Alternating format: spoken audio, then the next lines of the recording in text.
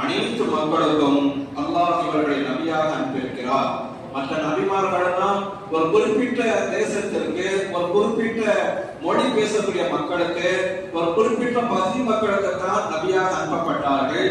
ஆனால் நபிகள் நாயகம் ஸல்லல்லாஹு அலைஹி வஸல்லம் மன்னர்கள் ஒரு குறிப்பிட்ட ஊரில் பிறந்து ஒரு குறிப்பிட்ட சமூகத்தை சார்ந்த ஒரு குறிப்பிட்ட மொழி பேசக்கூடியவர்களாக இருந்தாலும் சரிதான், உலகம் முழுக்க எல்லா மக்களுக்கும் அவர்கள் நபியாக அனுப்பப்பட்டிருக்கிறார்கள்.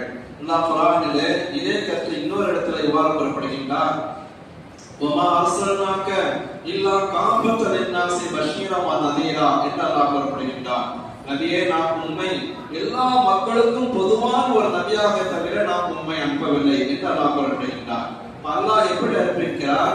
காஃபத்தன் என்று சொன்னால் எல்லா மக்களும். எல்லா மக்களும் என்றால் அந்த மக்கள் எங்கு வசித்தாலும், என்ன மொழி பேசினாலும், என்ன கூட்டத்தார்